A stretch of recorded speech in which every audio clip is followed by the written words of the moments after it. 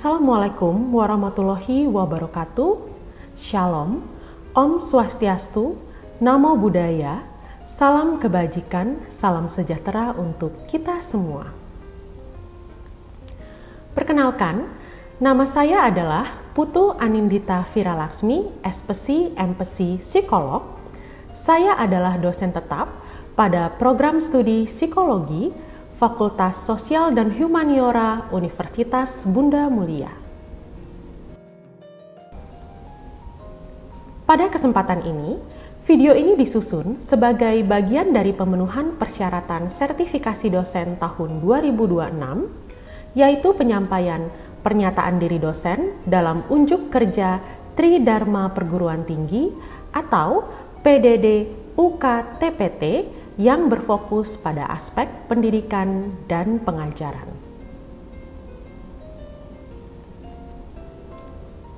Pada kesempatan ini, saya akan memaparkan salah satu mata kuliah yang saya ampu pada program studi psikologi ini, yaitu mata kuliah Psikologi, Industri, dan Organisasi. Saya akan memulai dengan menjelaskan deskripsi dan informasi umum dalam mata kuliah ini. Adapun judul mata kuliah ini adalah Psikologi, Industri, dan Organisasi. Mata kuliah ini merupakan mata kuliah wajib pada semester 3 program S1 Prodi Psikologi Universitas Bunda Mulia. Mata kuliah ini memiliki bobot 4 SKS yang akan dilaksanakan pada 1 semester ke depan. Adapun deskripsi mata kuliah ini adalah mata kuliah ini membahas mengenai konsep teori dan penelitian terkait psikologi industri dan organisasi, serta aplikasinya untuk pengembangan sumber daya manusia dalam ranah industri dan organisasi. Target capaian pembelajaran mata kuliah yang diharapkan pada mahasiswa yang telah mendapatkan mata kuliah ini adalah yang pertama, mahasiswa mampu menguasai konsep-konsep dalam psikologi industri dan organisasi untuk memahami perilaku organisasi serta mengidentifikasi penelitian dan isu terkini dalam ranah organisasi. Yang kedua, mahasiswa mampu mengkaji hubungan antara konsep dan mengimplementasikan intervensi untuk menyelesaikan isu-isu dalam psikologi, industri dan organisasi, serta pengembangan organisasi. Dalam proses pembelajaran, saya menggunakan berbagai sumber belajar yang relevan dan terkini yang disajikan melalui media presentasi yaitu PowerPoint, buku ajar, buku referensi, serta studi kasus untuk memperkaya pemahaman mahasiswa dan menghubungkan konsep teoritis dengan praktik di lapangan. Beberapa buku referensi yang digunakan dalam mata kuliah ini adalah sebagai berikut. Pertama, Industrial Organizational Psychology, an Applied Approach. Yang kedua, Work in the 21st Century, an Introduction to Industrial and Organizational Psychology. Yang ketiga, Organizational Behavior, Human Behavior at Work. Yang keempat, Organizational Behavior, an Evidence-Based Approach. Yang kelima, Human Resource Management. Metode pembelajaran yang digunakan dalam mata kuliah ini adalah pembelajaran kolaboratif dan diskusi kelompok melalui studi kasus yang bertujuan untuk mengembangkan kemampuan berpikir kritis, analisis, serta pemecahan masalah pada mahasiswa.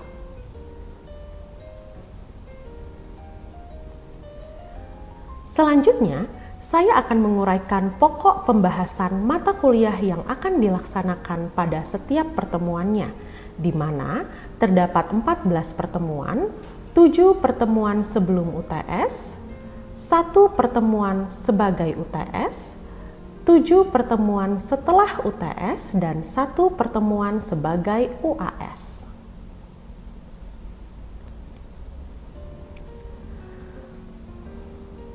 Adapun materi dalam mata kuliah ini adalah pengantar psikologi industri dan organisasi, analisis dan evaluasi jabatan, rekrutmen dan seleksi, evaluasi kinerja karyawan, pelatihan dan pengembangan tenaga kerja, motivasi karyawan, perilaku organisasi positif dan modal psikologis, kepuasan dan komitmen karyawan, kepemimpinan, budaya organisasi, manajemen stres kerja, keselamatan dan kesehatan kerja, serta pengembangan organisasi.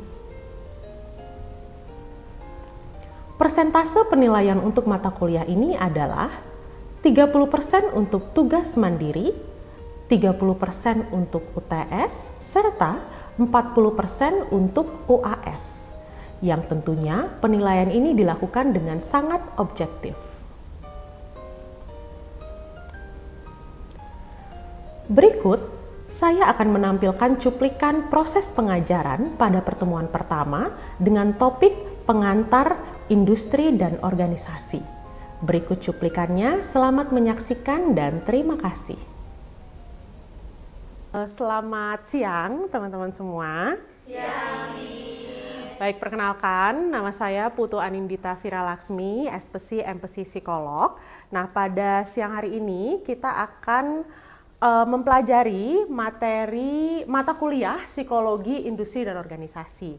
Nah, ada baiknya sebelum kita mulai, kita berdoa terlebih dahulu ya, agar pembelajaran ini dan juga apapun yang kita lakukan di sini bisa diberkati oleh Tuhan dan semuanya berjalan lancar. Baik, kita berdoa dulu. Silahkan berdoa berdasarkan agama dan kepercayaan masing-masing. Berdoa dimulai. Baik, berdoa selesai. Nah, pada siang hari ini kita akan mempelajari mata kuliah Psikologi Industri dan Organisasi. Nah, mata kuliah ini adalah mata kuliah wajib yang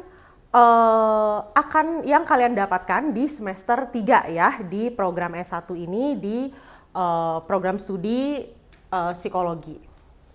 Nah, sebelum kita masuk ke pembelajaran mata kuliahnya, saya akan menjelaskan kepada teman-teman terkait dengan RPS-nya terlebih dahulu ya. Nah, jadi mata kuliah Psikologi Industri dan Organisasi ini, sebentar. Untuk mata kuliah Psikologi Industri dan Organisasi ini, kode mata kuliahnya adalah PSB 07. Nah, deskripsi mata kuliah ini kalian bisa lihat sebenarnya di RPS masing-masing ya, di mana mata kuliah ini membahas mengenai konsep teori dan penelitian terkait psikologi industri dan organisasi serta aplikasinya untuk pengembangan sumber daya manusia dalam ranah industri dan organisasi. Nah, adapun untuk SKS-nya itu adalah 4 SKS ya, dan semuanya SKS teori, jadi tidak ada praktek di mata kuliah ini. Nah, ini adalah capaian pembelajaran lulusan program studi psikologinya, nanti bisa dibaca juga ya di dalam RPS-nya masing-masing. Nah, untuk CPMK-nya nanti saya akan jelaskan ada di slide kita. Nah, kemudian ini adalah buku referensi yang kita gunakan ya. Jadi, kita menggunakan 5 referensi ya untuk mata kuliah ini, di mana kebanyakan atau referensi utama kita adalah di bukunya Michael G. Amott ya, jadi terkait dengan Industrial Organizational Psychology and Applied Approach. Ini buku utama kita. Sisanya ada Work in the 21st Century, An Introduction to Industrial and Organizational Psychology. Terus yang ketiga ada Organizational Behavior juga. Kemudian yang keempat ada Organizational Behavior and Evidence-Based Approach, sama yang terakhir ada Human Resource Management. Jadi total kita akan pakai 5 buku di dalam mata kuliah ini, yang mana buku-bukunya sebenarnya kalian bisa akses di perpus untuk hard copy-nya. Cuman yang lebih suka menggunakan e-book gitu ya, saya seperti biasa akan kasih e-booknya di G Drive kelas ya, jadi nanti bisa di-share ke teman-teman. Nah, kemudian saya juga akan menjelaskan terkait dengan range penilaiannya ya. Sebenarnya hampir sama dengan mata kuliah teori lainnya, di mana untuk bobot penilaiannya 30% akan ada di tugas mandiri, Kemudian 30% lagi akan ada di UTS dan 40% akan ada di UAS. Jadi totalnya 100% gitu ya. Nah, kemudian itu terkait dengan deskripsi umum mata kuliahnya. Nah, terkait dengan pokok bahasan yang akan kita bahas itu sebenarnya ada banyak sekali ya di dalam 14 pertemuan ini. Jadi ada pengantar psikologi industri dan organisasi, ada analisis dan evaluasi jabatan, rekrutmen dan seleksi. Nanti kita akan bahas juga evaluasi kinerja karyawan, pelatihan dan pengembangan tenaga kerja, motivasi karyawan, perilaku organisasi positif dan modal psikologis, kemudian UTS. Setelah itu ada lagi beberapa topik bahasan seperti kepuasan dan komitmen karyawan, kepemimpinan, budaya organisasi, manajemen stres kerja, keselamatan dan kesehatan kerja, dan terakhir pengembangan organisasi gitu. Jadi itu kira-kira topik bahasan yang akan kita bahas ya di mata kuliah ini. Nah, baik, kita akan kembali ke slide. Nah, psikologi industri dan organisasi ini seperti yang tadi saya jelaskan adalah mata kuliah wajib, jadi tidak boleh digantikan dengan mata kuliah lainnya ya. Jadi wajib diambil sebagai syarat kelulusan program studi gitu. Untuk capaian pembelajaran mata kuliah di psikologi industri organisasi, nanti mahasiswa dituntut dalam 2 hal. Yang pertama, mahasiswa diharapkan mampu menguasai konsep-konsep dalam psikologi industri dan organisasi untuk memahami perilaku organisasi, serta mengidentifikasi penelitian dan isu terkini dalam ranah psikologi. Kemudian yang kedua, mahasiswa mampu mengkaji hubungan antara konsep dan mengimplementasikan intervensi untuk menyelesaikan isu-isu dalam psikologi industri dan organisasi, serta yang terakhir terkait pengembangan organisasi. Gitu. Nah, kita di sini masuk ke dalam pertemuan 1 ya. Pertemuan 1 ini sebenarnya sangat ringan materinya ya, yaitu terkait dengan pengantar psikologi industri dan organisasi. Adapun untuk pertemuan ini kita mengambil dari 2 sumber. Yang pertama adalah sumber utama kita, Industrial and Organizational Psychology. Kemudian ada sumber tambahan satu lagi yaitu sumber pendukung ya, terkait dengan Work in the 21st Century, an Introduction to Industrial and Organizational Psychology. Cuman kebanyakan memang sampai akhir kita akan lebih banyak menggunakan sumber wajib kita ya. Nah, kemudian ini adalah sub CPMK yang diharapkan pada materi pengantar Industrial dan Organizational Psychology ini ya, yaitu mahasiswa mampu menjelaskan pengertian bidang sejarah serta penelitian dan isu-isu terkini yang ada dalam bidang ilmu psikologi industri dan organisasi, di mana nanti kita akan mempelajari 5 pokok materi, yaitu pengertian bidang dalam psikologi industri organisasi, sejarah, ada juga penelitian dan juga isu-isu dan etika dalam psikologi industri dan organisasi. Nah, sebelum kita masuk ke pengertian psikologi industri dan organisasi, sebelumnya kalian udah pernah dengar belum terkait dengan cabang ilmu psikologi yang ini? Sudah ya. Psikologi itu kan kalau diibaratkan tuh kayak pohon ya. Jadi cabangnya itu ada banyak banget. Apa cabang yang kalian tahu? Klinis, pendidikan, perkembangan, sosial, betul. Nah, jadi psikologi sendiri itu bukan ilmu yang berdiri sendiri gitu ya. Jadi dia seperti pohon yang mana cabangnya, rantingnya, bahkan ilmu psikologi klinis sendiri itu dibagi ke dalam ranting-ranting yang lain gitu ya. Ada klinis dewasa, klinis anak gitu ya, klinis remaja dan lain sebagainya. Nah, psikologi industri dan organisasi ini adalah salah satu cabangnya.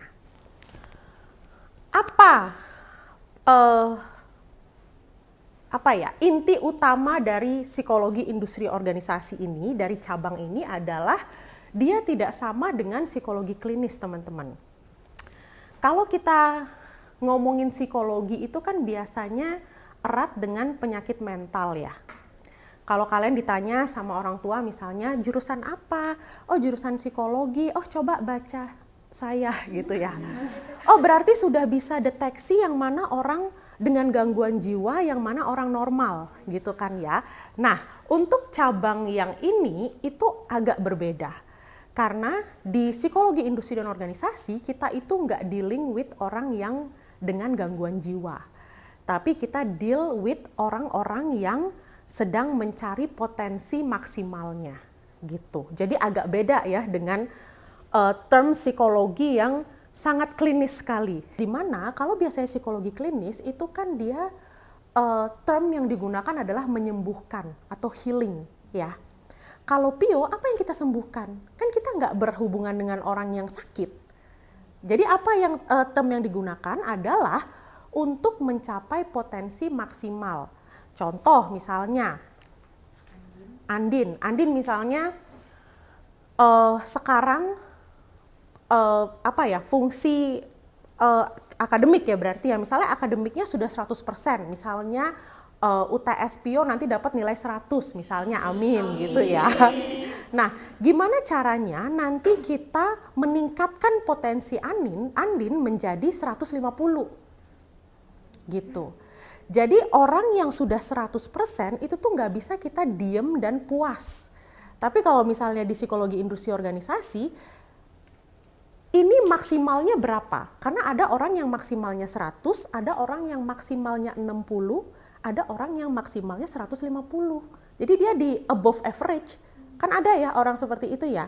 Oh orang mah normalnya 100 kalau misalnya bekerja gitu ya, atau misalnya dia menunjukkan kemampuannya dia yang minimal 100%. Oh tapi ada loh orang yang bisa sampai 150 gitu misalnya. Nah itu yang kita cari, itu yang kita latih, itu yang kita motivasi agar setiap karyawan itu mencapai potensi maksimalnya gitu. Jadi bukan menyembuhkan ya, berbeda dengan cabang yang lain. Kita itu biasanya dealing dengan mencari potensi maksimal yang ada di manusia atau karyawan. Kita masuk ke penelitian dalam psikologi industri dan organisasi ya. Jadi terkait dengan penelitian dalam industri dan organisasi ini kalian nanti mungkin juga akan mendapatkan mata kuliah metode penelitian kuantitatif ya. Jadi di sana kalian akan diajarkan terkait bagaimana cara meneliti dan lain sebagainya. Jadi saya di sini jelaskan terkait dengan PIO aja. Nah, mengapa kita perlu riset? Jadi kenapa sih di dunia ini perlu penelitian gitu ya teman-teman ya. Jadi riset itu dibuktikan untuk menjawab, diperlukan gitu ya, untuk menjawab pertanyaan dan membuat keputusan penelitian di bidang PIO yang bertujuan untuk menyelamatkan organisasi dari kerugian. Jadi penelitian itu dibuat di bidang PIO khususnya untuk menyelamatkan organisasi. Coba sekarang saya mau kalian berdiskusi atau boleh berpikir sendiri gitu ya. Kira-kira kalau misalnya di bidang psikologi industri dan organisasi atau di tempat kerja gitu ya, kira-kira permasalahan apa yang sedang terjadi di tahun ini kira-kira? Permasalahan yang ada di tempat kerja misalnya. Kebijakan BPJS Ketenagakerjaan. Oke, itu berpengaruh terhadap kinerja karyawannya karena kan mereka ada yang misalnya kayak pensiun, dana pensiun sebelumnya sebentar, itu. pakai ini aja. Agar. Baik, silakan. Jadi setahu saya sebelumnya dana pensiun itu dari BPJS Ketenagakerjaan turun di usia 58 tahun. Tapi dari tahun ini atau akhir tahun kemarin itu berubah jadi 59 tahun. Nah, ini belum tahu nanti ada perubahan lagi atau enggak. Itu kan jadi kayak kalau orang-orang yang udah pensiun, yang udah mengharapkan adanya jaminan dari BPJS Ketenagakerjaan itu turun, tapi karenanya adanya perubahan terus, jadinya kan semakin lambat kan turunnya jaminan tersebut. Oke, baik, terima kasih. Nah, jadi isu terkait BPJS Ketenagakerjaan ini akan impact-nya kemana? kinerja, betul kan ya, ke kinerja. Misalnya orang yang tahu, oh ternyata ada perubahan dan ternyata ini merugikan. Dari sisi psikologisnya mereka akan merasa apa? Kecewa, sedih, dan lain sebagainya. Itu impact-nya ke kinerja seperti apa? Males kerja. Males kerja itu isunya terkait motivasi, betul. Nah jadi ternyata kebijakan pemerintah itu tuh impact-nya bisa ke motivasi kerja. Motivasi kerja menurun, yang terjadi adalah produktivitas pasti menurun gitu. Jadi kita itu melakukan riset, biasanya impact-nya itu tuh yang seperti itu ya teman-teman. Jadi bukan riset yang kayak ya udahlah untuk memenuhi mata kuliah skripsi gitu ya. Ya udah riset untuk memenuhi misalnya agar ada penelitian aja, nggak seperti itu. Jadi riset itu biasanya hadir dari masalah atau fenomena kehidupan sehari-hari gitu. Karena kita bahasnya PIO, ya berarti fenomenanya biasanya berada di lingkup pekerjaan gitu. Motivasi kerja, terus terkait dengan kepuasan kerja itu materi-materi yang sangat sampai sekarang pun sering banget dikaji gitu ya, karena sepertinya masalahnya terkait kepuasan kerja itu tidak selesai-selesai gitu ya.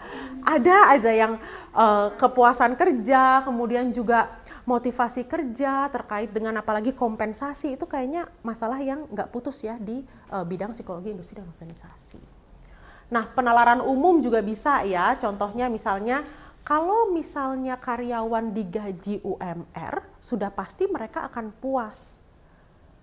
Misalnya logika berpikirnya seperti itu. Bentar dulu gitu, lihat dulu dia keluarganya berapa. Dia sandwich generation atau enggak. Dia kerja jangan-jangan sambil kuliah atau enggak, menghidupi orang lain dan lain sebagainya. Terus juga dia hidupnya di mana? Oh mungkin kalau UMR di kota-kota daerah-daerah gitu ya, di daerah-daerah kecil mungkin cukup gitu ya. Tapi kalau misalnya di Jabodetabek dengan harga hiburan, dengan harga kita mesti jalan-jalan, kita mesti traveling, cukup nggak kira-kira gitu. Betul ya, in this economy susah ya. Nah gitu, jadi kadang ada penalaran umum yang mengatakan bahwa oh udah syukur dapat jadi PNS. PNS itu adalah pride loh, misalnya kayak gitu kan ya, orang tua bilang ya.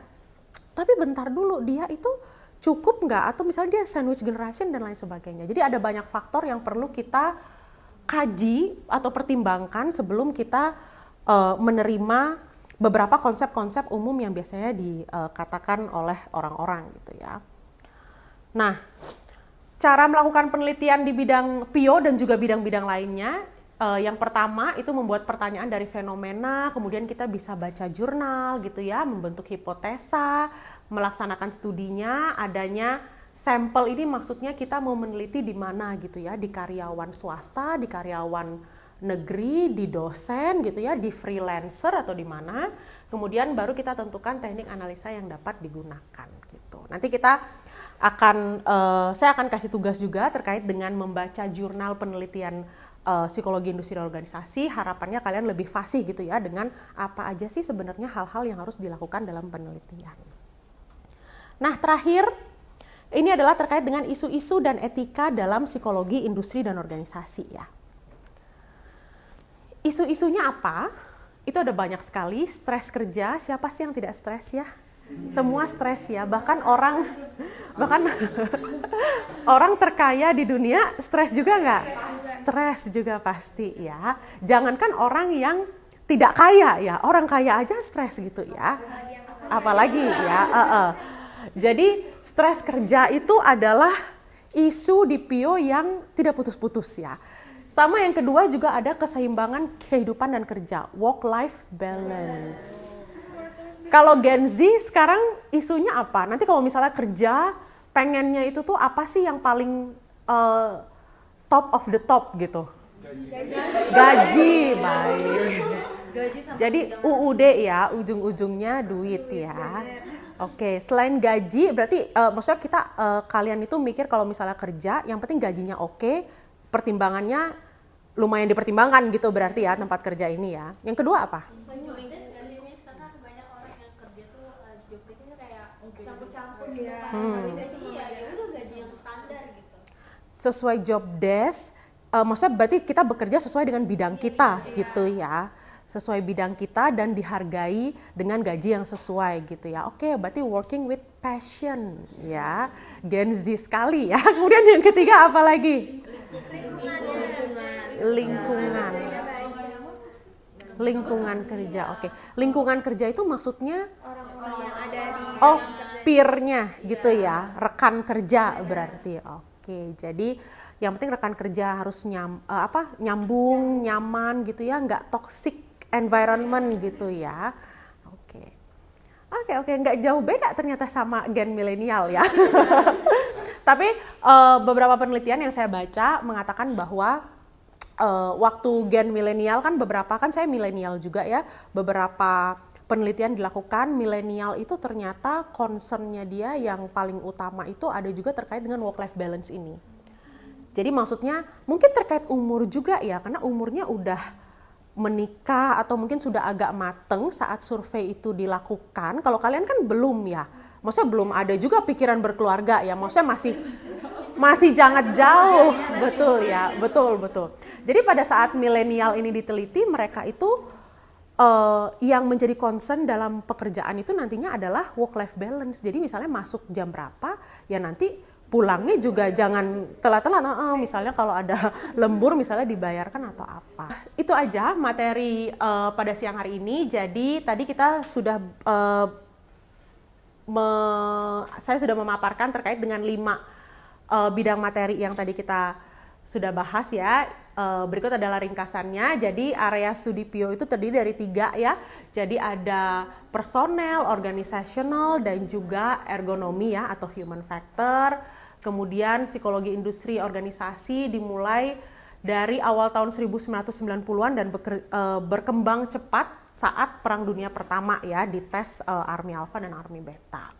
Nah, kemudian juga penelitian yang dilakukan dalam ranah psikologi industri dan organisasi itu dilakukan biasanya untuk dapat membuat keputusan yang tepat atau untuk menyelesaikan isu-isu ya yang ada di ranah PIO. Dan biasanya kita lakukan penelitian dengan pengamatan fenomena atau masalah yang terjadi dulu di ranah industri dan organisasi, kemudian mengembangkan hipotesis, teori, dan juga pelaksanaan riset dengan metode penelitian yang tepat. Baik, ada pertanyaan dulu? Silakan. Sudah jelas? Baik. Kemudian ini adalah tugas untuk pertemuan pertama ini ya. Jadi tugasnya ada 2. Yang pertama, saya ingin kalian mencari penelitian yang berkaitan dengan psikologi industri dan organisasi, kemudian lihat permasalahan atau fenomena apa yang terjadi dalam penelitian tersebut. Jadi ketik aja ya, misalnya jurnal psikologi industri organisasi atau jurnal terkait dengan stres kerja, jurnal terkait dengan motivasi kerja gitu misalnya ya. Kemudian lihat permasalahannya apa. Nah, terus tugas yang kedua, ini adalah saya mau kalian cari isu-isu terkini yang menjadi isu yang kiranya perlu urgensi untuk ditangani dalam bidang psikologi industri dan organisasi gitu. Kayak tadi kan dibahas isu kebijakan gitu ya, yang ranahnya ternyata impact-nya sampai ke motivasi kerja, atau isu-isu lainnya yang terjadi khususnya di Indonesia gitu kira-kira. Nah, tugas ini boleh dikerjakan secara mandiri ya, dan akan kita bahas di pertemuan berikutnya. Ada pertanyaan? Tidak? Aman? Sudah cukup? Oke, baik. Sekian pemaparan dari saya. Terima kasih dan selamat siang.